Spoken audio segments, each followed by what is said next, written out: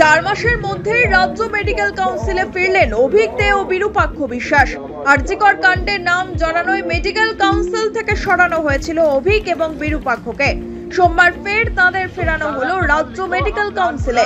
সোমবার মেডিকেল কাউন্সিলের অফিস সল্টলেকে একটি বৈঠক ছিল। সেখানে অংশগ্রহণ করেছিলেন অভিক দে ও বিরূপাক্ষ বিশ্বাস সহ মেডিকেল কাউন্সিলের বহিষ্কৃত চিকিৎসকরা। এরপরই প্রকাশ্যে আসে অভিক দে ও বিরূপাক্ষ বিশ্বাসের রাজ্য মেডিকেল কাউন্সিলে ফেরার খবর। কিন্তু বহিষ্কার করার পরেও তাদেরকে আবার কেন ফেরানো হলো তা স্পষ্ট জানানো না হলেও রাজ্য মেডিকেল কাউন্সিলের তরফে জানানো হয় যে অভিক দে ও বিরূপাক্ষ বিশ্বাসের নামে নাকি কোনো অভিযোগে জমা পড়েনি। তাহলে আরজিকর কাণ্ডে তাদের নামে এত অভিযোগ উঠে আসছে কিভাবে? এখানেও প্রশ্ন থেকেই যাচ্ছে। এদিকে সূত্রের খবর, মেডিকেল কাউন্সিলের রেজিস্ট্রারে অভিক দে ও বিরূপাক্ষ বিশ্বাসের বিরুদ্ধে নাকি ছুরি অভিযোগ রয়েছে। তাই অবিলম্বে এই বোর্ড ভেঙে নতুন করে গণতান্ত্রিক পদ্ধতিতে মেডিকেল কাউন্সিল বোর্ড গঠন করার দাবিতে এবার পথে নামল একাধিক চিকিৎসক সংগঠন। সোমবার থেকে ওয়েস্ট বেঙ্গল মেডিকেল কাউন্সিল অফিসের সামনে অবস্থান বিক্ষোভ শুরু জয়েন্ট প্ল্যাটফর্ম অফ ডক্টর চিকিৎসক সংগঠনের। রাতে এই আন্দোলনকে সমর্থন জানিয়ে জুনিয়র চিকিৎসকরাও যোগ দেন।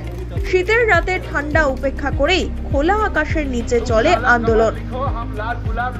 আমাদের লড়াইটা আজকে যেটা 12টার সময় জুনিয়র ডক্টরস ফ্রন্টের পক্ষ থেকে ওয়েস্ট বেঙ্গল মেডিকেল কাউন্সিলে আজকে আমাদের একটা জমায়েতে ডাক দেওয়া হয়েছে। আপনারা জানেন যে গতকাল অভিক দে বিরূপাক্ষ বিশ্বাস, যারা হচ্ছে কি এই যে বিভিন্ন অভিযোগে অভিযুক্ত, রাজ্য সরকারের যে তদন্ত কমিটি তাদের বিরুদ্ধে করা হয়েছিল, সেই তদন্ত কমিটি এদের শাস্তির কমেন্ট করেছে। তারপরেও কালকে আমরা দেখতে পেলাম যে মেডিকেল কাউন্সিলের যে সুশান্ত রায়, এনারা বললেন যে এদের কোনো দোষ নেই। রাজ্য সরকারের গঠিত তদন্ত কমিটি বলছে এদের দোষ আছে। তাহলে তারা কি করে মেডিকেল কাউন্সিলে থাকতে পারে? এই যে নির্লজ্জ ঘটনা, এটাকে আমরা ধিক্কার জানিয়েছি। যার ফলে আমরা আজকে এখানে শুনেছি একটা মিটিং আছে, সেই মিটিং চলছে। মিটিং 12টার সময় হওয়ার কথা। তা আমরা চাই যে এই যে একটা অবস্থান বিক্ষোভ করে একটা বার্তা দিতে যে আমরা এটা মেনে নিতে চাই না, মেনে নেবে না কখনোই। তারা লড়াই করবে, ক্যাম্পাসে লড়াইটা চালিয়ে যাবে আমাদের, এবং এখানে রাস্তায় লড়াইটা আমাদের চলবে। কারণ থ্রেড কালচারের মাথাদের পিছনে রাজ্য সরকার নির্লজ্জভাবে দাঁড়াচ্ছে। আমরা হাইকোর্টেও দেখতে পেলাম বিভিন্ন যে কলেজগুলোতে যারা থ্রেড কালচার অভিযুক্ত হয়েছিল তাদের পাশে রাজ্য সরকার সমস্তভাবে দাঁড়াচ্ছে এবং তাদেরকে ব্যাকআপ দিচ্ছে। এদিন চিকিৎসকরা জানান, সরকারের তরফ থেকে কোনো সদুত্তর না পেলে তাদের এই আন্দোলন অনির্দিষ্টকালের জন্য চলবে। যারা সাধারণ মানুষের চোখে, মিডিয়ার চোখে আপনারাই এক্সপোজ করেছেন, হ্যাঁ প্রতিষ্ঠিত সত্যি এটা, যারা এই থ্রেড কালচারের জনক, সেই সমস্ত লোকজনকে সরকার প্রত্যক্ষভাবে মদত দিয়ে মেডিকেল কাউন্সিলে ঢোকার রাস্তা পরিষ্কার করে দিচ্ছে। আর যারা অত্যাচারিত হয়েছে, যে মেয়েটি আমাদের, যে ছোট বোনটি আরজিকরে যে এত বড় ঘটনা ঘটে গেল, তার জন্য যে সংগ্রাম আন্দোলন চলছিল বা চলছে, সেই আন্দোলনকে ধামাচাপা দেওয়ার সব রকম নির্লজ্জ প্রচেষ্টা সরকার চালিয়ে যাচ্ছে। আর তারপরে আমরা যখন কালকে একটা কাউন্সিলের 4 মাস ধরে মিটিং হচ্ছে না, ওয়েস্ট বেঙ্গল মেডিকেল কাউন্সিল জানেন যে পুরোপুরি ডিফাঙ্ক্ট এবং ইললজিক্যাল।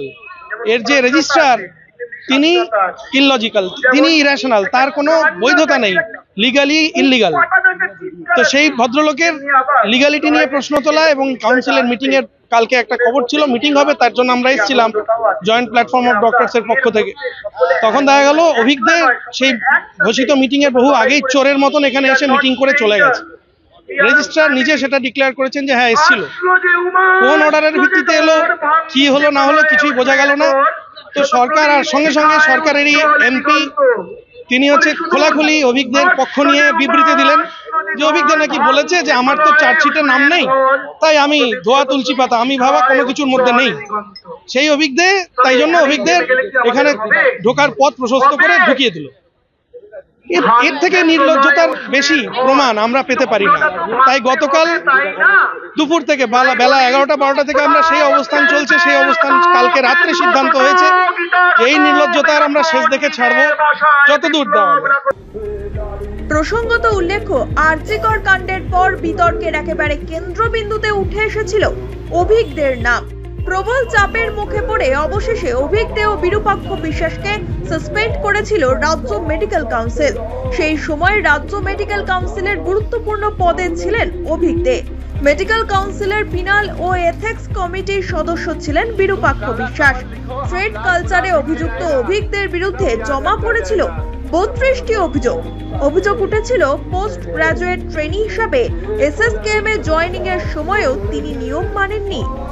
এরপরেও বহিষ্কার করার পর আবার মেডিকেল কাউন্সিলে ফেরানো হলো অভিক দে ও বিরূপাক্ষ বিশ্বাসকে।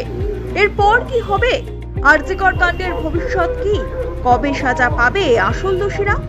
এত প্রশ্নের মাঝে এখনো আরজিকর কাণ্ডের সঠিক বিচার হওয়ার অপেক্ষায় দিন গুনছেন আপামর বিশ্ববাসী। Bureau report, one India Bangla. काला कमल लिखो हम लाल गुलाब लिखेंगे सब याद रखा जाएगा।